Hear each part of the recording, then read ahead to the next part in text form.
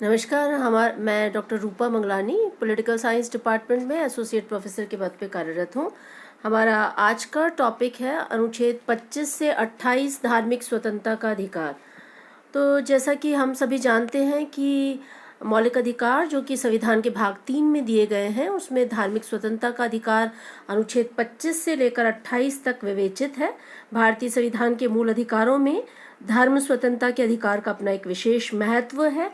यद्यपि संविधान में पंथ निरपेक्ष राज्य शब्द को अभिव्यक्त रूप से कहीं भी उल्लेखित नहीं किया गया है, फिर भी हमारे जो संविधान निर्माता थे वो पंथ निरपेक्ष राज्य की स्थापना के इच्छुक थे।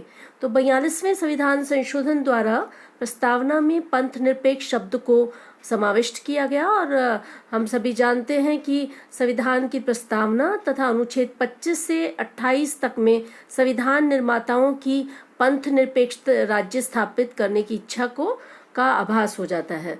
तो भारतीय संविधान में पंथ निरपेक्षता जो है वो 4 आदर्श जो है वो माने जा सकते हैं।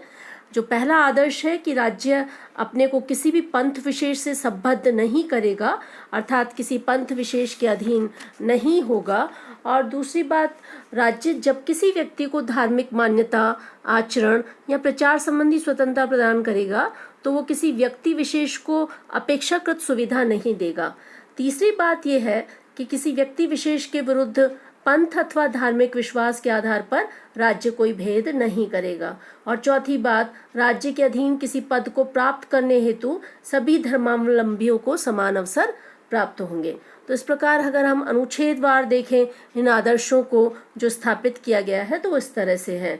अनुच्छेद 25 जो है वो अंतःकरण की स्वतंत्रता और धर्म को मानने, आचरण करने और प्रचार करने की स्वतंत्रता देता है। तो जहाँ तक अंतःकरण की स्वतंत्रता का तात्पर्य है तो उसका मतलब है कि कोई भी व्यक्ति किसी भी ईश्वर की अपनी इच्छा अनुसार आराधना कर सकता है। और इस स्वतंत्रता में बाह्य अभिव्यक्ति जो है वो धर्म का मानना और धर्म का प्रचार करना है। धर्म का मानने का अर्थ ये है, प्रोफेस ऑफ रिलीजन का अर्थ यह है कि व्यक्ति द्वारा अपने धर्म के प्रति श्रद्धा एवं विश्वासों की स्वतंत्रता पूर्वक घोषणा धर्म का आचरण करने से है। जहाँ तक धर्म का आचरण करने का तात्पर्य है, धर्म द्वारा विहित कर्तव्य, कर्मकांड और धार्मिक कर्तव्यों को प्रदर्शित करने की स्वतंत्रता है। धर्म के प्रचार का अर्थ है कि अपने धर्म संबंधी विचारों को दूसरे को संप्रेषित करना और उसके लिए प्रकाशन करना। किंतु हमें ये समझना होगा कि धर्म के प्रचार करने के अधिकार में किसी व्यक्ति को अपना धर्म परिवर्तन करने के लिए बाध्य करना शामिल नहीं है। ये अच्छी तरह से समझना होगा कि अनुच्छेद 25 के तहत धार्मिक स्वतंत्रता का अधिकार तो है, लेकिन अपने धर्म को परिवर्तन करने के लिए बाध्य करने की स्वतंत्रता जो है वो इस अधिकार में शामिल नहीं है।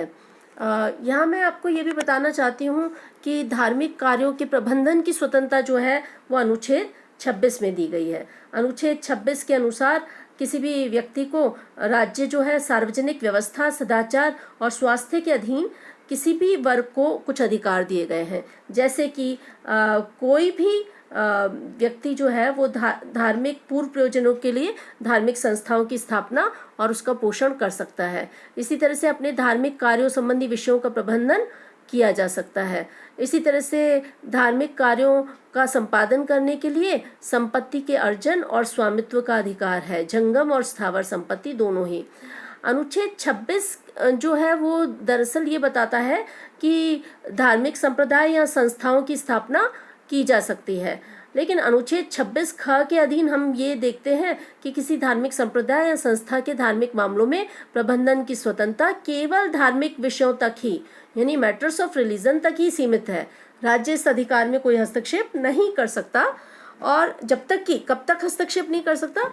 जब तक कि इसका प्रयोग सार्वजनिक व्यवस्था, सदाचार और जनता के स्वास्थ्य के हित के विरुद्ध न किया गया हो। किसी धर्म से संबंधित आवश्यक तत्व क्या है, इसका निर्धारण न्यायालय द्वारा समय समय पर तथ्य और परिस्थितियों के आधार पर किया जाएगा।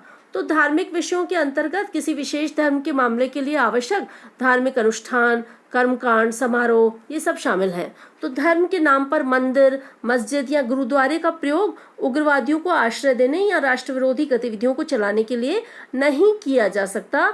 और उच्चतम न्यायालय ने इस बारे में इस्माइल फारूकी बनाम भारत संघ के मामले में यह निर्णय दिया है। तो हमें ये जानना चाहिए कि राज्य को अपनी संप्रभु शक्ति के प्रयोग में लोक व्यवस्था बनाए रखने के लिए पूजा के स्थान जैसे मंदिर, मस्जिद, गिरजाघर आदि के अधिग्रहण का अधिकार है। पूजा करना एक धार्मिक काम है, किंतु एक विशेष स्थान पर पूजा करना जब तक कि उसका कोई विशेष महत्व न हो, धर्म का आवश्यक भाग नहीं है। तो इस प्रकार धार्मिक कार्यों के प्रबंधन की स्वतंत्रता का अनुच्छेद 26 अत्यंत महत्वपूर्ण है, जो कि हमको जानना चाहिए। इसी तरह से अनुच्छेद जो 27 है वो ये कहता है कि धार्मिक व्यय पर कर से मुक्ति। तो अनुच्छेद 27 के अनुसार किसी भी व्यक्ति को ऐसा कर देने के लिए बाध्य नहीं किया जाएगा जिसकी आय को किसी विशेष धर्म या धार्मिक संप्रदाय की वृद्धि के लिए व्यय किया जाता है। संविधान किसी विशेष धर्म या संप्रदाय पर किए जाने वाले व्यय को कर से मुक्त करता है, लेकिन यदि राज्य किसी धार्मिक संप्रदाय के लिए कार्य करता है तो उससे शुल्क वसूल किया जा सकता है। यहाँ यह ध्यान देने योग्य बात है कि कर और शुल्क में अंतर है।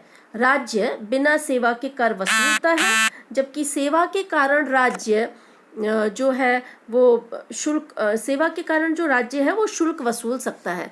अर्थात अगर कोई सेवा राज्य द्वारा दी जाती है तो उसके लिए शुल्क वसूला जा सकता है, लेकिन किसी धर्म विशेष के धर्मावलंबियों पर राज्य उस धर्म को मानने के लिए कर नहीं लगा सकता। हम जानते हैं कि मुगल काल में जकात और जजिया कुछ कर लगाए जाते थे और धार्मिक आधार पे कुछ कर लगाए जाते थे।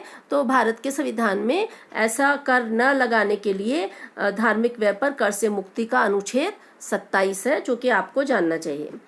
अनुच्छेद 28 अत्यंत महत्वपूर्ण है। अनुच्छेद 28 कुछ शिक्षण संस्थाओं में धार्मिक शिक्षा या धार्मिक उपासना में उपस्थित होने के संबंध में स्वतंत्रता दी गई है। इस अनुच्छेद के तहत कुछ प्रावधान किए गए हैं। उन प्रावधानों को अगर हम देखें तो शिक्षा संस्थाओं में कोई धार्मिक शिक्षा नहीं दी जाएगी जो पूर्णतः सरकार के खर्चे पर संचालित हो। अर्थात सरकार के खर्चे पर संचालित होने वाली शिक्षण संस्थाओं में किसी भी प्रकार की धार्मिक शिक्षा नहीं दी जा सकती। इसी प्रकार वे शिक्षण संस्थाएं जो किसी ऐसे न्यास द्वारा स्थापित की गई हैं जिसके अनुसार उस संस्था में धार्मिक शिक्षा देना आवश्यक है, उसमें धार्मिक शिक्षा दी जा सकती है, भले ही ऐसी संस्था का प्रशासन राज्य करता हो। इसी तरह से राज्य से मान्यता प्राप्त या राज्य निधि से सहायता प्राप्त किसी शिक्षण संस्थान में अध्ययन करने वाले विद्यार्थी को उस शिक्षा संस्था में दी जाने वाली धार्मिक शिक्षा में भाग लेने के लिए या उससे संलग्न स्थान में की जाने वाली उपासना में उपस्थित होने के लिए उसकी अनुमति के विरुद्ध बाध्य नहीं किया जा सकता। तो यदि विद्यार्थी आवश्यक है तो उसके संरक्षक की अनुमति के बिना उस विद्यार्थी को धार्मिक शिक्षा या उपासना में उपस्थित होने के लिए बाध्य नहीं किया जा सकता। तो इस प्रकार अनुच्छेद 18 जो है वो शिक्षण संस्थाओं में धार्मिक शिक्षा में उपस्थित होने के संबंध में स्वतंत्रता प्रदान करता है। हमें जो धार्मिक अधिकार है, धार्मिक स्वतंत्रता का अधिकार है, उसमें SR बोम्मई बनाम भारत संघ के मामले को ज़रूर जानना चाहिए, क्योंकि SR बोम्मई बनाम भारत संघ के मामले में यह निर्धारित किया गया है कि पंथ निरपेक्षता संविधान का आधारभूत ढांचा है। तो पंथ निरपेक्षता जो संविधान का आधारभूत ढांचा है, इसका अर्थ है कि राज्य सभी धर्मों और धार्मिक समुदायों के साथ समान व्यवहार करता है। धर्म व्यक्तिगत विश्वास की बात है और उसे लौकिक क्रियाओं में नहीं मिलाया जा सकता।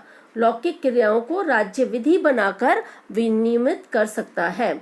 उच्चतम न्यायालय के निर्णयों में धर्म के मामले में राज्य की सकारात्मक भूमिका को स्पष्ट कर यह कहा गया है कि राज्य धर्म के मामले में मूक दर्शक नहीं है। आवश्यकता पड़ने पर राज्य धर्म में व्याप्त कुरीतियों को दूर करने का, धर्म से संबंधित लौकिक क्रियाओं को विनियमित करने का तथा धार्मिक स्वतंत्रता का दुरुपयोग होने पर हस्तक्षेप कर सकता है। धर्म के नाम पर पृथकतावादी उग्रवादी गतिविधियों को रोकने का राज्य अधिकार रखता है, यह हमें समझना होगा। तो स्पष्ट है कि धार्मिक स्वतंत्रता एक आत्यांतिक अधिकार नहीं है, अर्थात असीमित अधिकार नहीं है।